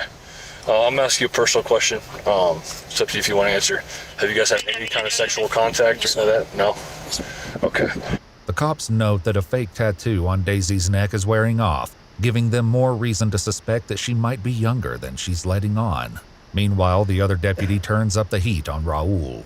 Can you relay exactly what happened this weekend? What do you mean? With her and your travel plans and everything. He looks that? like. Why? Because it's not adding up. I've talked to her, talked to you. I'm getting two different stories. I just want to figure out what actually happened. He so just that looks like he's we can never up to any go good. on from there. Okay, what did she say? I'm not going to tell you that. Well, I mean, I don't. You know what I feel mean? Like he weird just answering. looks I like just he's told never you up what to any good. I told you what happened. So you met her 2 days ago? Yes. You went to Vegas. You met her 2 days ago? Yes. Well, You said she's 2 days 19. She's 17. I did the math wrong. I didn't know. And what are your plans with her? Because it Nothing. doesn't make sense that you're going to take her into Total Mexico, sus. but you're not going to take her home. I travel. No, I am taking her back. I travel a lot. So I just going to New Mexico for a little bit. I'm going to see my mom. My dog just died. One of my dogs just died, or my mom's dog just died. Well, what are you going to do with her? You said you're not taking her to your mom. Not like to stay. Not like that. No. She's going to get a hotel, I'm guessing. I really don't know. With what money? I Dang. didn't think about that, to be honest. I guess with mine. Anyways, at this point, I feel like I need a lawyer because I'm feeling a little harassed. I'm not gonna lie. You're not being harassed. You're detained. I know, at this but- point. Okay. You're gonna go in the back of one of these cars. Seems a little sketchy. So I'm No. saying, You'll be fine. started off with You'll be fine. Sure. I'm not from here. I don't know how this place works, and I know some places. I can tell you that if you're taking a 17-year-old girl across state lines and you don't know any of that information, you go to Vegas, you pick her up. Everything is that I've sus. seen so far, obviously you're detained. Okay. The deputy will soon discover the truth behind Daisy's identity, but it will take some work to get past what he believes is possibly Raul's coaching.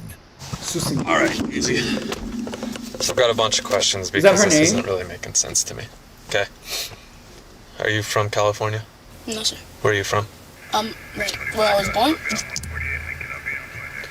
Like where are you living right now? What's it called? I forgot what it's called. Was she drugged? Or something? Just be honest with me, please, because we will figure out everything, okay? Just please be honest with me so that it's not any more confusing than it needs to be. Can I get your real name? We're gonna get a fingerprint scanner here. We're gonna get a fingerprint scanner here. Do I have to do it? What? Do I have to do it? Crazy. Yeah, we're gonna get your identity.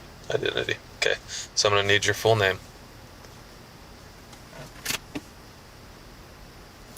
Here's the thing, Daisy, or whatever your name is. You're not in trouble right now. We are the police. We're here to help you.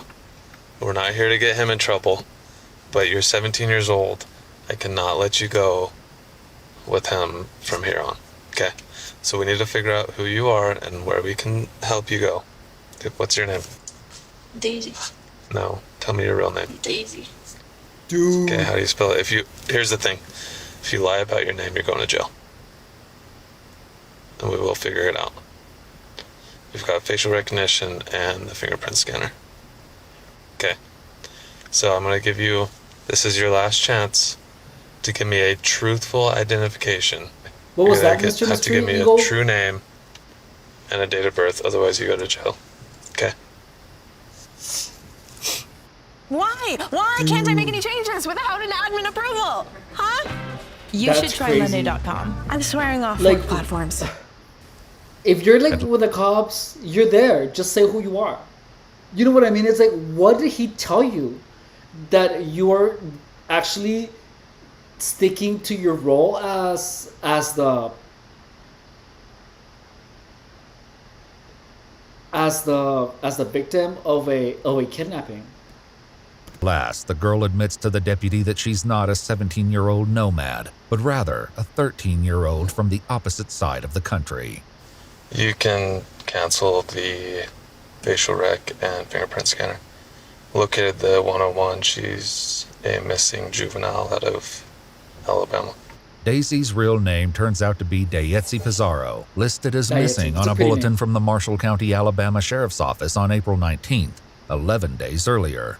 It's far from the last twist in this rapidly intensifying case. What grade are you in? 8th. Wow. How long ago did you run away? Like a week ago. Okay, and what are you doing with him? Huh? What are you doing with him? I'm just traveling. The alert out of Alabama about Dayetzi also lists a person of interest, none other than 32-year-old Raul Alexis Arellano Romero. Right now, you're detained because you lied about who she was. Okay? I lied about who she was? Yeah. She can't say her real name. You've known her longer than 2 days. You've been traveling with her for longer than that. You lived in Alabama, right? Yes. Okay, when did you leave Alabama? What do you mean? Wow. Oh, because she ran away. Okay. Like a while. Like She did years. yeah. Months. I get it. Months. Like we're talking about maybe 8 months. Okay. Almost a year. 2021. Still look like her? I don't know. Hey, I got a question for you. Is that you? No, sir. That's No. his wife. His wife? Yeah. Okay. It's his wife. So has she been with you ever since you left Alabama? No. Okay, so when did you pick her up? Like 2 or 3 days ago. I know, see, dude, this is gonna work a whole lot easier if you quit lying to me, okay? I know you're lying to me, bro. We already know that you've been with her for longer than 2 days. So are you gonna tell me how long you've been with her? Wait, what makes you think that you know that I've been with her? I'm done with talking with you. Sit in that car. I've already talked to her. I got all the information that I need. But when the deputies get on the phone with authorities in Alabama, they learn that there's still much more to uncover in this disturbing case. It looks like it says she left around like in the morning while the family was asleep. It looks like it was from 7/28/2024. Exhausted. And she was reported missing. It turns out that this is actually the second time Raul has been accused of taking the girl on an unauthorized road trip. And the deputy gets on the phone same with girl? authorities in Massachusetts to learn more about a pending case from last year. So we had a kidnapping case here in Massachusetts back in, I believe it was in July. He drove all the way over here and picked this child up who was here. She was here on vacation with her mom, her biological mom. He came here and picked her up and took her out of state lines. We were able, with help with the state police, we were able to find them out in like Virginia somewhere, and he was arrested. He was in prison for some time. His case is actually coming up soon. I was just on the phone with the DA. I was not aware that she was on the run again with him. They move hella fast. Like the police department, notice how they're calling all these places and they're contacting each other and checking out the system. There's like a lot of movement behind the scenes. Like it looks like it is just a normal casual like stop, but they're working so much. Glad you guys found her. Thank you guys. I'll be in touch. Give me a little bit of time. I'm gonna be in touch with her parents as well as the DA's office here. For real. I'll call you guys back. Raul is transported Like to the imagine all the work that had to go for this to unveil. You know what I mean? Navajo County Sheriff's Office for questioning, while Dayetzi is taken to the Family Advocacy Center in Show Low to be given a forensic interview. I know it may seem like it, but you're still not in trouble, okay? We're not charging you with anything. They're probably going to have to arrange for a way to get you back home, and I don't know what your relationship is with your parents, but maybe get you in contact with them, if that's what you want. Did you know? That's freaking insane. Like that, those are some balls to like In her to like interview, leave your Dayetzi- family so in another state. You know what I mean? So young. He says she met Raul 2 years ago through her older brother. They began communicating through online games like Fortnite and Call of Duty, where she told him that she wanted to take a trip to Vegas.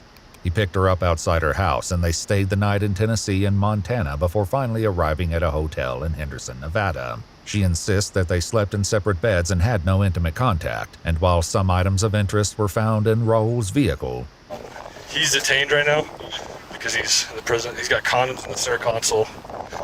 He's talking to her still. No charges regarding a physical relationship have been filed. Meanwhile, at the sheriff's office, Raul is less than cooperative with the detectives. We've been talking to Dave. We've been getting all the information she has.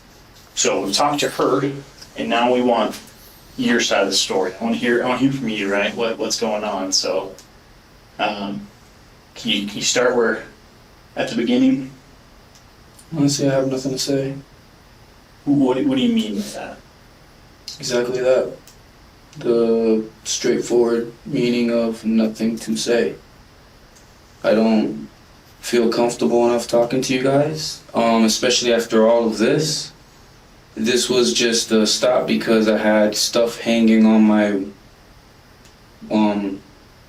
my mirror, like, you know, the mirror to look in the back. And then it went for, all of a sudden it turned into like they were checking to see if my car had drugs, and it got completely blown out of proportion. So I don't feel confident enough for any of you guys, to be honest. With Raul unwilling to talk, the detective reveals what comes next. I don't know if they told you there, but there was a warrant for your arrest for kidnapping, nationwide extradition. So you will be booked into the Navajo County Jail that you went to earlier for that warrant, okay? Raul Alexis Arellano Romero was transported back to Alabama the next day, where he was charged with interference with custody. Arellano Romero's case remains open and ongoing.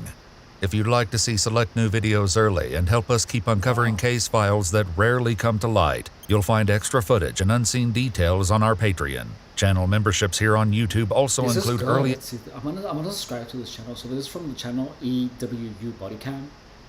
Super good. That was really engaging.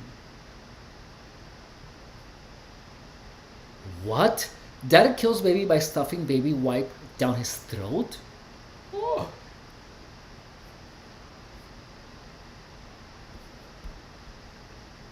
That's freaking insane. Litter Robot has now solved the litter box problem for over 1 million pet parents around the world.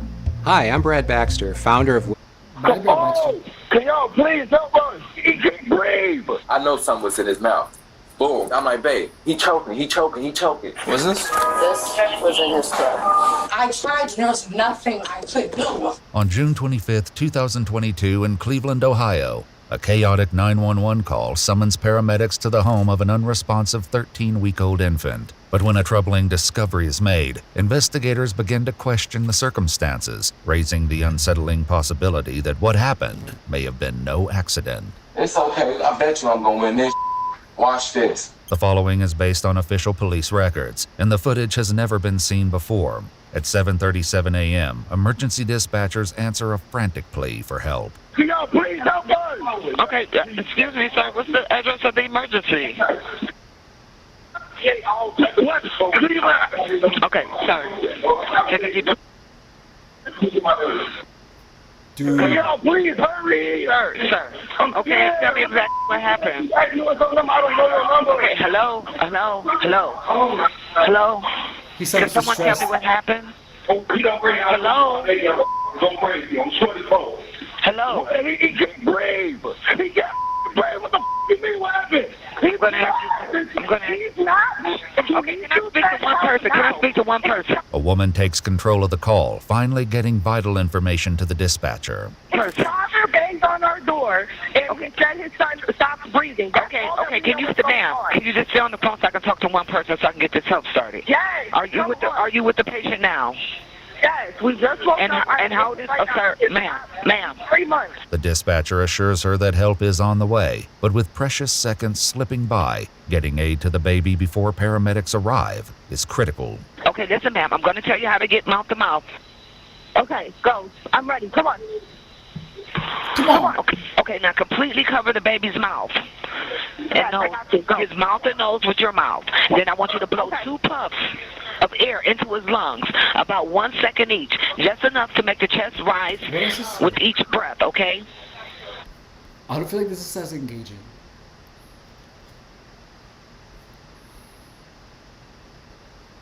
Let's see.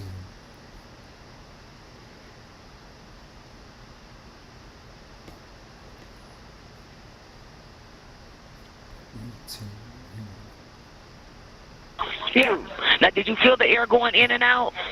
Yes. At 7:46 a.m., paramedics finally reached the scene, 9 minutes after the call began. The 13-week-old baby is rushed to the Metro Health Hospital, but it's too late. The tragedy becomes far more disturbing when an alarming discovery is made during life-saving efforts, leading to an urgent call to police. Hi, Janice, Social Work Metro Health Medical Center. I'm calling to notify requesting police homicide, probably, for a baby death. EMS may have already called, but just in case, I need to make sure that it was called in. A quick check of her records finds no earlier notification to police. Why didn't they call us? It's a 13-week-old. I'll be honest with you, I don't know the baby. I wonder why. Did EMS pick the baby up? Yeah. Now, will you guys notify homicide? You know what? Are we calling this a violent death? No. Well, we don't know. Undetermined.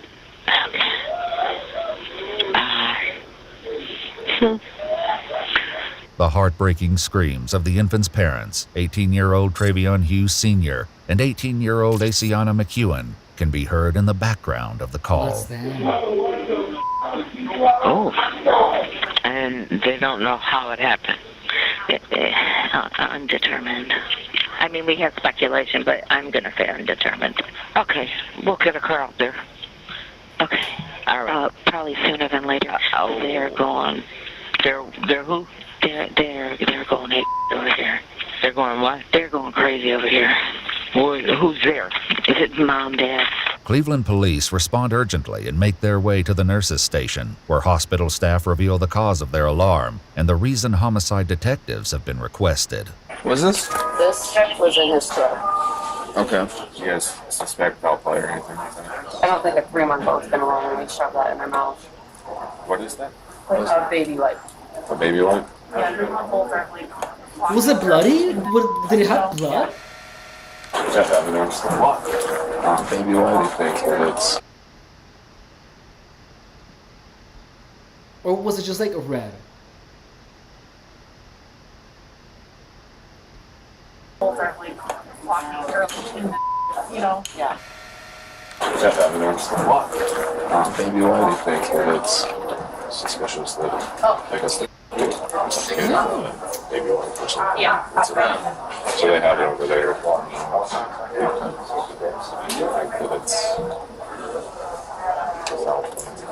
Yeah.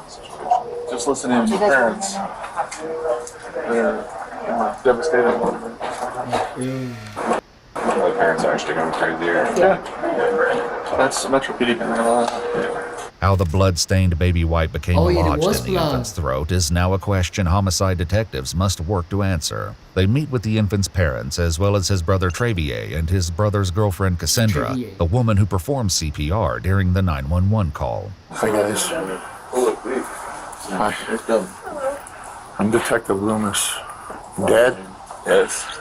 So sorry for your loss, folks, honestly. Who was at home at the time? All of you guys? Okay. I was at work. You were at work? Okay. Investigators meet with Travion and Asiana separately in an effort to understand more about what happened with their son this morning. So, when you left for work this morning, was the baby sleeping? No, he was up. He was up? But I woke up and then I checked on that. It's like I do it every morning. I wake She's up so and check on him young. because he sleeps right next to me in his bassinet. So I look on him. He was in the bassinet next to you? And Okay. he was up just staring. So I picked him up and I was just holding him, kissing him, and then I had put him down and started getting ready for work. Want to know how much your property could owe? Well, now you can find out with ADMA's Revenue Calculator. Simply enter your property. After leaving for work, Travion was left to care for the baby. Not long after she left, the infant began to cry. When he was crying, I made him about him, and he'll choke himself like he greedy.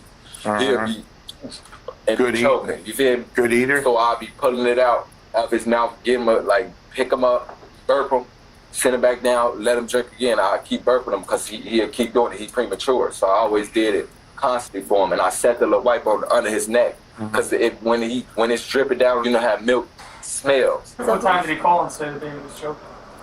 I was already on the flight. Before the baby was choking and everything, I was already on the phone with him. It was like around 7. I don't know the precise time because I'm a DSP. I take care of older people with disabilities. So I was taking care of him, but I had my AirPod in, so I was listening to him. We was talking and everything. He was like, okay, I'm finna step out the room real quick. He went to go step out the room, and he got quiet. I didn't hear nothing. Then he came back in the room and was like, the baby choking, the baby choking. I know something was in his mouth. Boom. After I'm trying to go down deep into it, I'm like, babe, he choking. So I'm trying to get this out his mouth. I'm constantly doing it, but it's not working. So I'm overly panicking. He then explains that when his efforts to remove the obstruction weren't working, he ran to get help from Trevier and Cassandra. My big brother grabbed him, rushed to the kitchen, set him down on the countertop in the kitchen, doing this. You feel me? We see nothing. What we doing is working, so we called the ambulance. Who calls 911? His girl, my sister. I call her my sister. Yeah. She calling the ambulance, telling them to rush here, like, please hurry up. Please, can y'all hurry? Rush, please, can you feel me? Then y'all was taking like over 20, 30 minutes, so we just waited. It's still sitting here, and he's the baby's already dead. You feel me? Like getting this little He's move, choking for 30 minutes? It's not in his throat no more. It felt like it was lodged right here. When I was trying to go and hit to his neck to get it out, he closing his mouth. He don't want me in his, like, you feel me? Like, he don't want me in his mouth. He closing it. You feel me? And that's what's made me hard for me to go in there because my hands are so thick. Well, you can feel it in there. You just couldn't get a grab on it. You feel me? Because it was too slippery. Imagine. Did he say anything else like, to you? what would you do? No, when I got to the house, I'm like, what? Like, what the hell would you do if there's like a baby with a freaking baby wipe in his throat? Like it would be so frightening to like do anything. Happened? Well, how did he choke? And then he was like, was wiping him down, the milk and stuff off him. He set the wet napkin. I got the to white know next to him. Thank you. Thank you for stopping by. I hope you have a good one. The white was inside the baby's throat. He said he was trying to pull it out, but he couldn't. His hands was too big. Back at the house, officers monitor the property, which has now been secured as a crime scene. Investigators arrive on site and begin discussing the details of the case. Once we got there, the nurses and the doctors showed, did you see the projectile? The little baby light that was in its throat. Right? Yeah. How does a 3-month-old do that? Yeah. That doesn't make sense. It was a pretty big one. When they learn Cassandra's 2 children also live in the home, some officers begin to speculate, unconvinced that what happened was merely an accident. Something like this. One of the children? Grab that thing itself and shut it down his throat. It would only make sense that it's one of the children. Maybe the kid was crying and like the kid just, the mom was wasn't going in soothing the child, so the kid just like, I can't sleep, so I'm just gonna shut it up, you know? One of the other kids goes in there and just shuts it down in there. However, Cassandra tells investigators her 2 children weren't home, and the only child in the house was the 3-month-old, who had been sleeping in a bassinet next to his mother until she left for work. Investigators pose a critical question to the parents. Has your baby picked stuff up before and tried to eat it? Yeah. He's an advanced baby. He knows how to hold his own bottle. Like, he when you try to pull the bottle away from him, he like reaches to grab it back. He'll pick it back up and put it back in his mouth. Okay. Does he ever put anything else in his mouth though besides the bottle? Anything he grabs. You're saying that he's picked up stuff in his mouth before. Do you remember anything specific he's ever put in his mouth besides the bottle? Think he's ever picked something up? Candy, cookies, anything. Like he'll it don't matter what it is, he'll put it in mouth. his mouth, yeah. It don't matter, like, I don't mind explaining, like, the sock, he'll do anything. Okay. Literally, anything he see, you think is cool. He'll even suck on your... Within reach, he'll grab it and try to he'll even suck on your... he can do this pretty well. He can reach around and he can grab stuff. Yeah. And he'll even suck on you, like, no hope, like, that sound look gay, but no hope, he'll even suck on your nose type. Yeah, I think it's food. Yeah. Paramedics quickly arrived after the 911 call was placed, but once on scene, they said they were not notified that the 13-week-old boy had an obstruction in his throat by anyone at the scene, including Travion, his brother Travier, or Cassandra. Did you tell them that thing went down his throat? Yeah, they knew about all that. They knew everything. No, yeah, we told them that too, but I'm talking about my brother and sister. They knew too, and they was trying to help. Did they tell them that on the phone? I don't know. Like, sir, the man when this was going on, I was I mean, we'll get a too tape. busy raging, crying, jumping there where I panicking. Imagine being able to build the tool you need just by thinking about it. Meet Base 44, a complete. Travion insists the infant was still breathing when paramedics arrived. They told me they was able to get out, like he was still moving, is what I'm saying. Yeah, but you can move. You still have some air in your life, like oxygen in your blood. Yeah. So it could have been like a solitary. They get my leg. Oh, no. They'll contact you when the funeral home can come pick him up. The medical examiner's office would later determine the infant's cause of death to be asphyxia by choking. Doubt still lingers over how it got in the infant's mouth, as well as why paramedics weren't informed of the obstruction. This brings both Cassandra and Travion back for an interrogation, where investigators seek to find the truth. When he came to the door, what did he say? He said that the baby's choking. Help. Okay. Did he say what he was choking on? A wipe. Did he actually tell you that at that point in time? Yes, he said that he was choking on a wipe.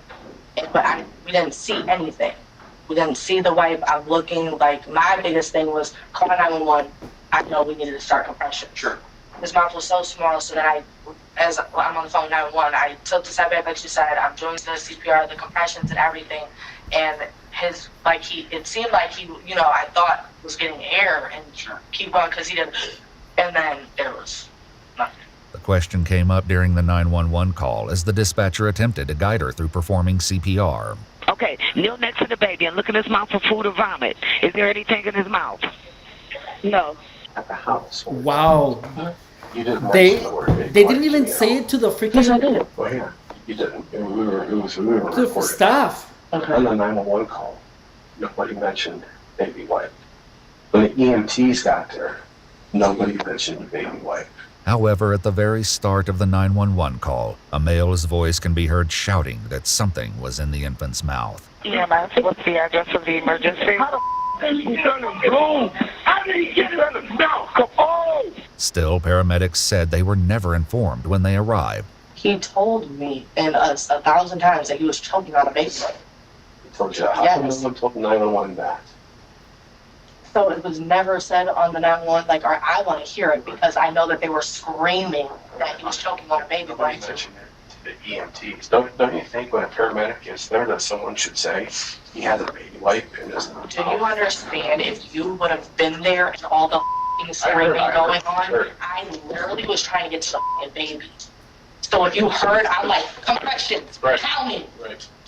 I tried to save that baby. There was nothing I could do. There's nothing you could have done. There's nothing. There's nothing anyone could have done. When investigators bring up something she said back at the crime scene, it leads to frustration from Cassandra. What was the blood that you talked about seeing? Where was the blood at? I didn't see any blood. I never said that. No, I did not. During their initial walkthrough of the crime scene, Cassandra mentioned what she was told by Travion. He said that he changed his diaper, was washing, like wiped him up and everything, and that he had just like a little scratch or something on his neck from cutting himself, and then one like on the side of his mouth. And he said he went to like wipe up just the blood and everything, and he said he walked away just for a couple of seconds, and this is the outcome of that. Never said I saw. You said you saw him wiping blood off. No, I didn't say I saw. I said he. Stop. Don't do that, because in a second, please come on. No.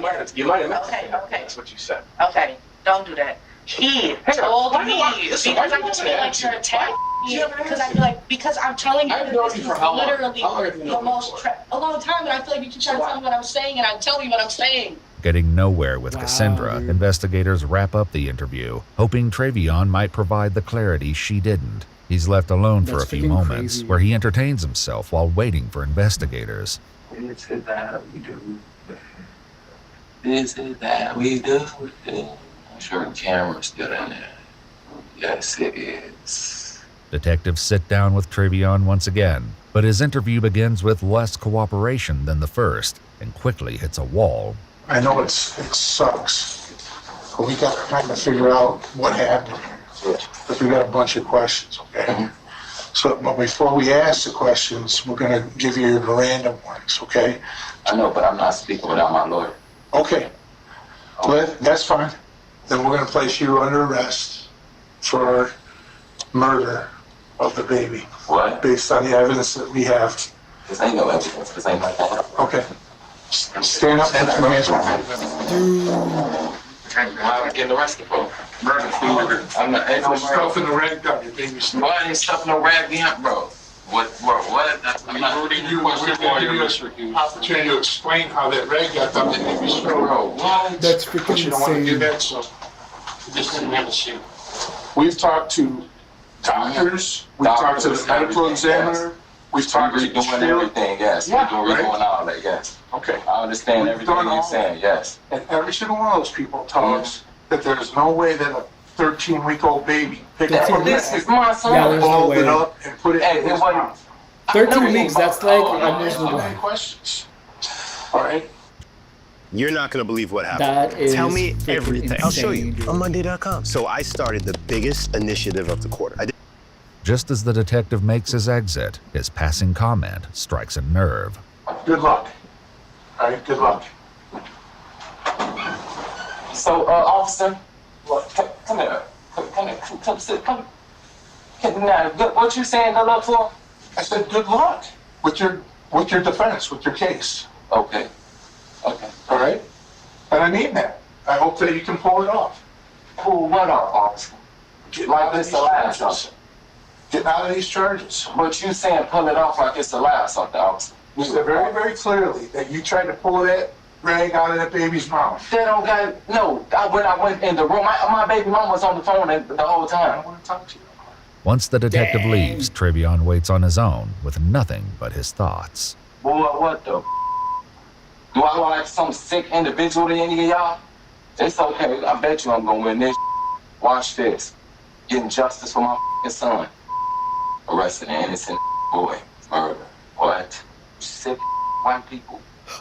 Boy, I swear to God, I hate racist people. Boy, they so racist.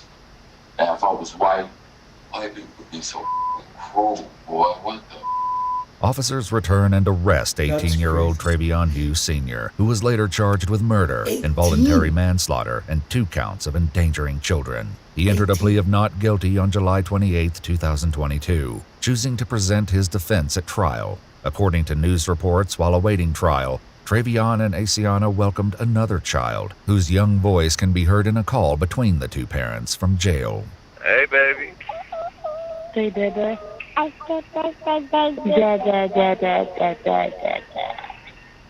Hey, Miracle. Hey, Daddy. Hey, Daddy, baby. Daddy. Stop abusing me. My baby.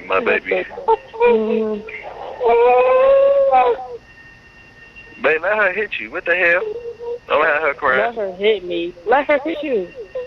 I am. Like no baby. She can hit me all the she want to hit. That's what I mean. Look, you still away again? My baby can slap me if she wants to. Bye-bye, baby.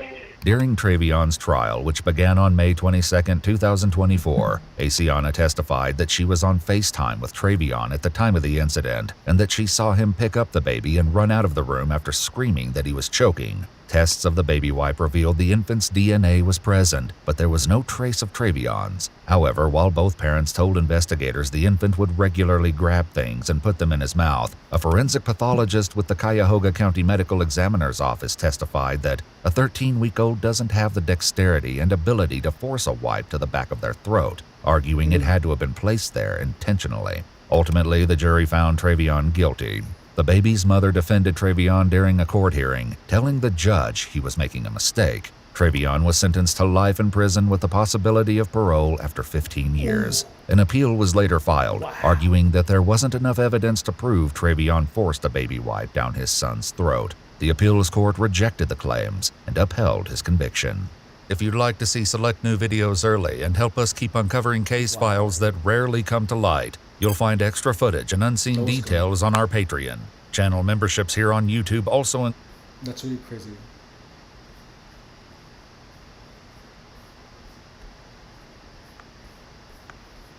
What time is it? I'm like really sleepy. Okay, guys. Well, I'm going to bed. Thank you guys for joining me today. And this was a little bit different than what we typically do. Honestly, talking about gang stalking, it just gets really, really tiring.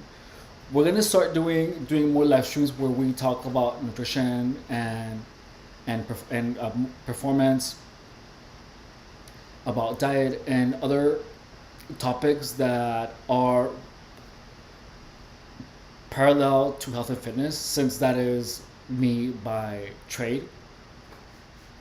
If you have any questions about gang stalking, regardless of what they are, or fitness, please feel free to ask those in any one of my streams or of the videos.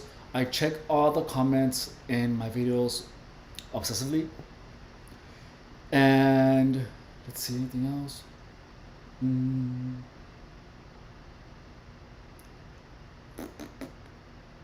No, just thank you so much for being here, and I hope you guys have a fantastic evening. Good night. I love you.